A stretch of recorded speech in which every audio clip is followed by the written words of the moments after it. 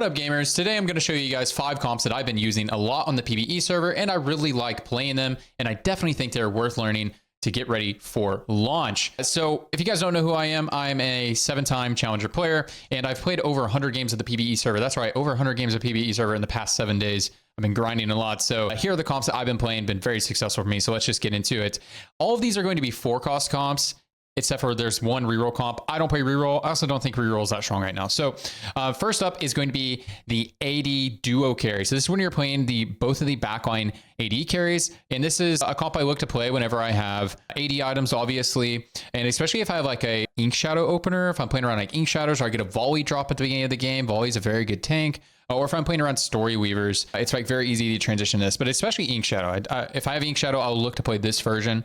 If I have some other stuff, I might play not the duo backline AD carry, but definitely an Ink Shadow, I look for it. So we're going to be carrying Ashe and Kaisa. This is a duo carry, and I'll talk a little bit about itemization here. Essentially, you just have to have armor shred in your team. So Sunder, you have to have Sunder in your team. You have to have healing reduction. And I just think the better holder of those items are going to be Ashe. Obviously, if you can get an even shroud on the front line, you just go more balls to the walls damage here. You can slam a Rage Blade and that sort of thing. Rage Blade's a great item on Ashe ever since they buffed her. Rage Blade is acceptable on Kaisa. It does apply on her whenever she's casting, but she just is casting for so long, she doesn't actually she's just better off having more damage items. So just damage items in the backline, just make sure you have the Sunder and the Shred, or Sunder and the healing reduction. And then on Kaisa, I really like I like Gunblade on her, and I like just full damage after that. I don't think too hard about whether it's going to be IE or Deathblade. I just want damage amp on them, Giant Slayer, and I need a way to reduce their armor. For frontline here, we're going to play Amumu. The core of Amumu and Nautilus is going to be our core pretty much every single game, because we need to have Porcelain for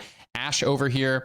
And then once we hit the Udyr, we'll play Udyr and Ornn. Before you hit Udyr, your frontliner is most likely going to be Volibear. And you can play Volibear Lee Sin, or you can just play Volibear +1, like Volibear plus like a random legendary back here, Volibear plus Annie. You can play that. That's a good, placeholder frontline. So upgrades from here. Something I like about this board, you can upgrade into like Aurelia. You can get out of Ashe and into Aurelia and do some Story Weaver tech. But also like the biggest upgrades in here, obviously, is we swap out Sivir eventually for Xayah and Rakan. And then we can end up trying to do some like Dargonlord cap with like Lee Sin, Aurelia, if we're going to get out of Ashe eventually. But that's something you look for to play. But this is like the cheap version. You just upgrade with legendaries when you go to level 9. Okay, next up, we're going to talk about the Invoker Mythic. And so before we get into the actual backline and talking about the carry, this is a Lillia main carry comp. I just want to talk about this frontline real quick. This Annie, Nautilus, Illaoi. I find this composition, or this frontline, to be extremely flexible. That you can play, like, look, when we go over here. Now I have the more expensive version, but if you build this frontline, you can play any of the backline AP carries very easily. So this is just some tech right here. So anyways, this is a 4 Invoker build, and whenever you're doing this, you're probably going to stack your Annie. Annie is going to get the most value because she is on Invoker. Nautilus is just really not that tanky, so I don't prefer to stack him. And then Illaoi in this comp would not be our preferred tank to stack. And just looking at your backline here, we have our 4 Invoker backline. If you end up building a mana gain item on Lillia, if you think that you don't have enough frontline, you can consider cutting both of these. But I like having a Loon and Janna here because we can very easily cap onto Dargonlord, and then a Loon can come out for the bird once we get him later, Azir. You can come out for the bird later, and we can play more frontline if you want to do that. If you want to play like some behemoth frontlines or something like that, or just playing some legendary. So just know you can cut these two if you want to, especially if you built a mana gain item. The only reason why I showed a mana gain item here is I think blue buff is actually pretty good still with invokers, but just usually when you're playing AP, you want to build a mana gain item early because you don't know if you're going to be playing a champion that requires mana gain. Like Syndra is much better with mana gain than Lillia, and Morgana is much better with mana gain. So that's why I put the mana gain item, because you want that there. And then I put a JG. It's either JG or Deathcap. You just need some type of amp here, obviously. I think Deathcap is probably the better one. Just the problem is Rod is a very, very, very useful component in this build. So it's usually you're not gonna be able to hit Deathcap. So that's why I just have a JG here, but don't think about it too hard. And then Morello is great on her. Morello can also go on your Hue if you hit a Hue, but I love Morello on her. So I will usually look for a setup like this, but don't think about it too hard. Just go like Guardbreaker or GS or whatever if you don't hit these items. Now, before you hit Hue, you probably have to do a different type of frontline, and you can just play around whatever you hit. So if you have a Tomkin, like before you hit Hue, like sometimes it's a good idea just to build a Tom Kinch and then look for Galio and Silas, and then you can kind of build your backline based off of what you play up there. You know, you have like a Silas, maybe just keep the wound back here or whatever. You know, you can get Umbral and that sort of thing. So before you hit away, just play the mythic frontliners and then whatever 4 cost is associated with that frontliner, and you should be good to go. Okay, next up is going to be the 4 Arcanist Warden. This is kind of the standard. By the way, guys, I'm trying to show you guys the cheapest version of the default, and there's still like, in this set, you got to understand there's like loads of flex spots. And I realize I also haven't really talked about augments. I think we'll just get too lost in the sauce if I talk too much about augments. Set is just a little bit too new for me to like min-max the builds and stuff. I just want you guys to have like kind of just a baseline version of each of these comps. So this is a comp I really like to play whenever I have, especially I get the Sojin Nashor's opener. I definitely look to play this, but again,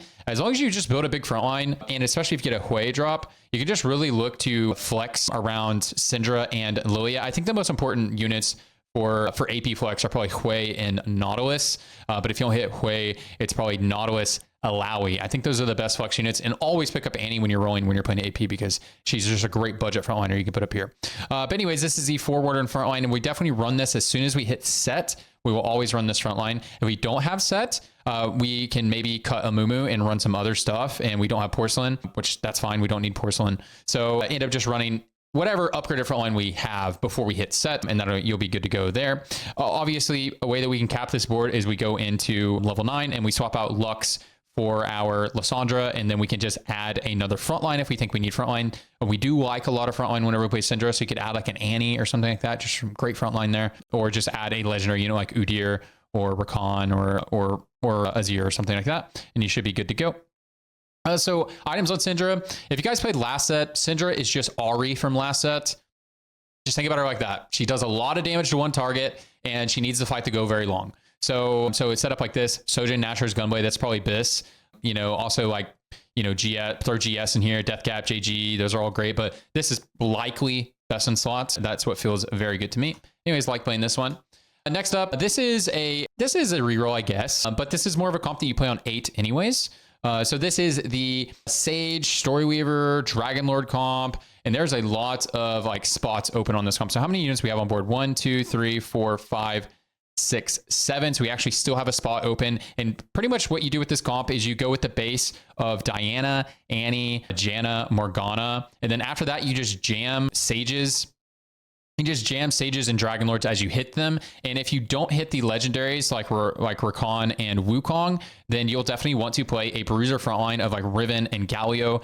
You can also play Soraka here while you're waiting for your Rakan. So you play Soraka here and then play Rakan once you hit Rakan. And this is going to be a very good base. When you go 9, this comp is very good on 9 because you get to keep the Bruisers and you can play Wukong and Rakan on 9, and then look what that does to your comp. It just really spikes it up, makes it very great. So this is a comp that you'll roll for on 7. You can roll for this board or a board that looks very similar to this.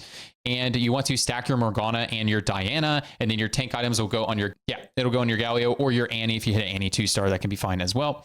Anyways, so we can roll for this on 7. You can continue to stay on 7, the slow roll for the Diana, but usually if you're stable and you're in a great spot, you can just go to 8 because we can hit Morgana, and this comp is very powerful, legendary. So I think this comp is better to roll for on 8, but if you need to stay on 7 to hit your Diana 3, that's fine. But you know, if you have a lot of tempo and you 2-starred a lot of your board, I would just go 8 and then roll there.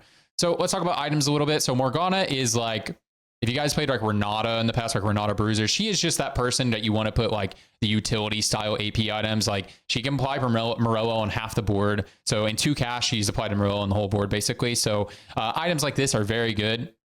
If you want to go more damage oriented, that's perfectly fine as well. That's great. And you can just go full damage back here, like Sojin plus damage. I really like a Gunblade. Gunblade's just great on her. And if you go for an item setup like this, I think Diana is better with these style items, like the Titans BT, you know, a more damage oriented setup. I think it's quite good if you're going for a setup like this on Morgana. Now, if you're going for a full damage setup on Morgana, you might be better off just going full tank on Diana. Diana is like a tank and damage hybrid type champion, and then you'll stack your leftover tank items on Galio if that was in that instance. I don't like to put Spark on her because I want her actually to be as tanky as possible, and that can be quite nice on her. If you end up not building a Spark, just make sure you have a Shiv on your backline or a Janna or something like that, and you'll be good to go. This comp is very good on the PBE right now. Okay, next up is going to be Duelist. Now, this is the only one that I put that has an emblem, but you do not have to play this with an emblem. So this is 6 Duelists. I've been defaulting this a lot when I have 80 carry items, especially if I get a Volibear drop in the early game. So like I just talked about earlier, A good flex that I like to do when I get a Volibear drop is I'll play like Ink Shadow Opener, and I'll look to play this comp. But if I end up getting a lot of Duelists drop to me, or I get some Tristana drop to me, and I'm like, hey, Tristana's a great item. What do I throw Tristana in? I keep getting a bunch of Tristanas. Okay, I'll look to play Duelists if I get all these Duelists and that sort of thing. And so that's kind of like a little flex tech there. Is if I'm playing around Volibear, I can flex around a lot of AD carries. Feels quite nice. Okay, so we're going to roll for this comp on 7, and we're looking for 3-star Trist, 3-star Kiana, and 3-star Volibear. 3-star Tristana is what is most important. If there happens to be no Dragonlord player in the game, you can maybe look for a Diana 3. If you don't hit a Kiana 3, the items go on to Lee Sin. He's quite good with these items. If you have an emblem, you'll just throw a Janna in here, and then you'll play your Yasuo, of course. If you don't have an emblem, then we have a lot of open slots here. So let's just drop this out and let's kind of cook for a second. We have a lot of open slots. You can just jam Sage and Dragonlords. That is going to be great for you. You can also just jam more Duelists. That you're going to be good to go there. You can jam some Heavenly units for a bit. You can play some Behemoths and play around that if you feel like you need a little bit more frontline. But I just really like this base because you don't really have any tank traits in, but your units are so tanky. Like this unit's so tanky, this unit's so tanky. So I think it's just really nice to just jam some Sages, some good backline, some good just some solid units, just find good units. So this is the base. This comp is super easy to run, and then you just push levels, and then eventually you'll cap on an Aurelia if you can go to 9 and that sort of thing. But usually you just stuck on 8, and then you can go to 9 eventually. But main win condition is these 3 stars right here. Items on Tristana. I think Gunblade's probably our best item, or BT, honestly, but Gunblade's better. So she like jumps in and will take damage. And so you'd actually want a healing item on her, and you just want her to deal a bunch of damage when she jumps in. So she'll jump in, jump out. So I really like Gunblade IE plus a GS. And then obviously you need to have a Sunder in your comp. Kiana has items that look something like this. And then again, if you don't get Kiana, these same items work very well in Lee Sin. And then yeah, Volibear is a tank god. He's a beast. Love this guy. Anyways, that's it for me. Hope you guys have a good time playing these comps, and follow my stream. Follow my stream.